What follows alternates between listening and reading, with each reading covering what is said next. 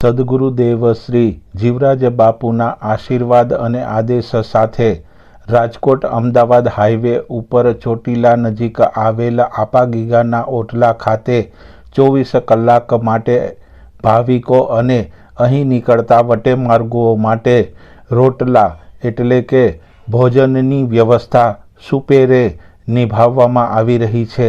મહંત નરેન્દ્ર બાપુ દ્વારા આ વ્યવસ્થા ખૂબ સુચારુ રીતે વર્ષોથી ચાલી રહી છે। ત્યારે જૂનાગઢના ભવનાથના શિવરાત્રિ મેળામાં પણ છેલ્લા 13 વર્ષથી આપાગીગાના ઓટલાના મહંત નરેન્દ્ર બાપુ દ્વારા અન્નક્ષેત્ર ચલાવવામાં આવે છે।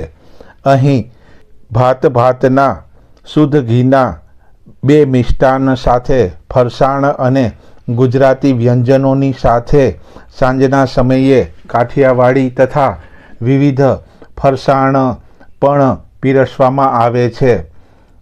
નરેન્દ્ર બાપુના જણાવ્યા મુજબ જ્યાં રોટલો ત્યાં હરી ઢોકળો એ વાતને સાર્થક કરવાની સાથે તેમના ગુરુદેવ જીવરાજ બાપુના આદેશ સાથે વર્ષોથી જૂનાગઢના ભવનાથ મંદિર નજીક આવેલ લાલબાપુની જગ્યામાં આ અન્નક્ષેત્ર શિવરાત્રિના મેળા દરમિયાન ચલાવવામાં આવે છે અને 7 દિવસ સુધી ચાલતા આ અન્નક્ષેત્રમાં લાખોની સંખ્યામાં ભાવિકો ભોજન પ્રસાદ લઈ તૃપ્ત થાય છે। ભવનાથ ક્ષેત્રમાં 7 વીઘામાં ચાલતા નરેન્દ્ર બાપુના આ અન્નક્ષેત્રમાં લાંબી કતારો ભોજન પ્રસાદ માટે લાગે છે। લગભગ સવારથી લઈને મોડી રાત્રિ સુધી ભાવિકો અહીં ભોજન લઈને તૃપ્ત થાય છે।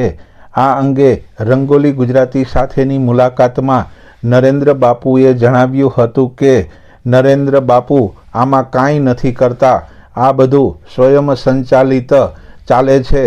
પૂજ્ય ગુરુદેવના આશીર્વાદ સાથે આ ભોજન પ્રસાદની વ્યવસ્થા ન અમે એક ભાગરૂપ છીએ અને આટલા માણસોને સંતોષકારક ભોજન આપવા માટે ગુજરાતભરમાંથી સેવકગણ અહીં સ્વૈચ્છિક રીતે સેવા કરવા આવે છે। રાત્રિના સમયે ભજન સંતવાણીના આયોજન કરવામાં આવે છે અને સાધુ સંતો મહંતોને અહીં દાન દક્ષિણા આપવામાં આવે છે। ચોટીલાના આપાગીગા ઓટલા અંગે નરેન્દ્ર બાપુએ જણાવ્યું હતું કે ત્યાં પણ સવારથી લઈને મોડી રાત સુધી કદાચ બસો ભરાઈને આવે તો તેમને પણ ભોજન પ્રસાદની વ્યવસ્થા આપાગીગાના ઓટલા દ્વારા કરવામાં આવે છે। કોઈ વ્યક્તિ ભૂખ્યું ન સૂવે અને તેમને રહેવા માટેની વ્યવસ્થા થાય તે આપાગીગા ઓટલાનું પ્રથમ પ્રાધાન્ય છે। છેલ્લા 13 વર્ષથી ભવનાથ ક્ષેત્રના મેળામાં ધમધમતા આપાગીગાના ઓટલાના મહંત નરેન્દ્ર બાપુના અન્નક્ષેત્રમાં અહીં આવતા ભાવિકો એક વખત તો અચૂક પ્રસાદ લેવા જાય છે અને અમુક ભાવિકો તો 5 દિવસના મેળા દરમિયાન આ જ અન્નક્ષેત્રમાં જઈ પોતાની ભૂખ સંતોષી તૃપ્તિ અનુભવે છે।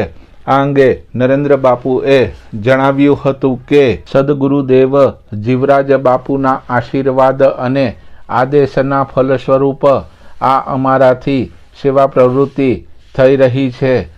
વિશેષમાં નરેન્દ્ર બાપુએ જણાવ્યું હતું કે મેળો તો 5 દિવસનો હોય છે, પરંતુ આગલા દિવસથી જ અમારું અન્નક્ષેત્ર ચાલુ થઈ જાય છે અને મેળાના 1 દિવસ બાદ પણ અમારું અન્નક્ષેત્ર ચાલુ રહે છે, કારણ કે અહીં જે મેળામાં મજૂર લોકો અને સરકારી કર્મચારીઓ આવ્યા હોય છે તેઓ ભૂખ્યા ન રહે તે માટે અમારો અન્નક્ષેત્ર 7 દિવસ ચલાવવામાં આવે છે।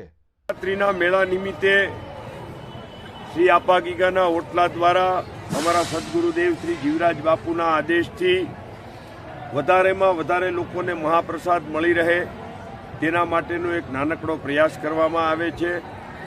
જ્યાં 9 નાથ 84 સિદ્ધ અને 33 કોટી દેવતાઓના બેસણા છે એવા ગરવા ગિરનારની ગોદમાં મહાશિવરાત્રિને દિવસે ભગવાન ભોળાનાથ કોઈને કોઈ સાધુ સ્વરૂપે મૃગીકુંડની અંદર સ્નાન કરવા પધારે છે ત્યારે સમગ્ર લોકો પોતાનું ભાથું આજે બાંધવા માટે થઈ અને પોતાના પુણ્યના કામ અર્થે સાધુ સંતોના દર્શન માટે થઈ અને અહીંયા પધારી રહ્યા હોય છે ત્યારે શ્રી જીવરાજ બાપુના આદેશથી છેલ્લા 9 વર્ષથી આસપાસ અહીંયા આ 7 વીઘાની અંદર લાલ સ્વામીની જગ્યા મહંત શ્રી હરિગીરી બાપુ છે તેઓને ત્યાં તેઓ સંપૂર્ણપણે વિનામૂલ્યે આ જગ્યા વાપરવા માટે આપે છે અને અમે સૌ આની અંદર વધારેમાં વધારે લોકોને મહાપ્રસાદ મળી રહે તેના માટેનો પ્રયત્ન છે.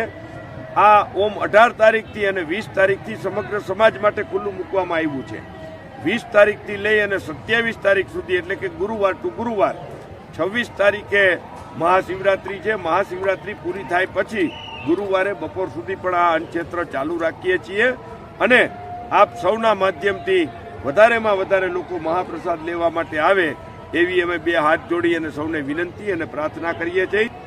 નરેન્દ્ર બાપુ કાંઈ કરતા હરતા સમાહરતા છે જ નહીં, કરવાવાળો ઉપરવાળો છે. આ સામાન્ય સંજોગોમાં તમે અહીંયા રોજ આવો છો, સૌ જુઓ છો, એની મેળે ચરૈવતી આ બધું એની મેળે જ ચાલતું હોય છે. અહીંયા કાર્યકર્તાઓ જુનાગઢ શહેર હોય, જિલ્લો હોય, બધી દરેક જ્ઞાતિના અને ખાસ કરીને કડિયા સમાજના જે યુવાનોની આખી ટીમ છે અહીંયા 600 કાર્યકર્તાઓ જુનાગઢ શહેરની જિલ્લાની રોજ 50-100 જે પ્રમાણે કાર્યકર્તાઓની જરૂર પડે તે એક સાથે 2-3 ગામના કાર્યકર્તાઓ આવે છે. મહુવાથી આવે છે, સાવરકુંડલાથી આવે છે, વિસાવદર તાલુકાના ગામમાંથી પાટીદાર સમાજના જે પટેલ સમાજના લોકો છે, કાલાવડથી પણ કાલે 30-40 કાર્યકર્તાઓ, આજુબાજુના ગામના પણ દરેક કાર્યકર્તાઓ અહીંયા સેવા આપવા માટે આવે છે. બોલો શ્રી આપા ગીગાની જય. જો આપને અમારો આ કાર્યક્રમ ગમ્યો હોય તો રંગોલી ગુજરાતી યુટ્યુબ ચેનલને લાઈક, સબસ્ક્રાઈબ કરવાનું ભૂલશો નહીં અને બેલ આઇકોન ખાસ દબાવશો જેથી આવા જ કાર્યક્રમો આપને જોવા મળતા રહે. Thank you for watching rangoli Gujarati channel. આપનો ખૂબ ખૂબ આભાર.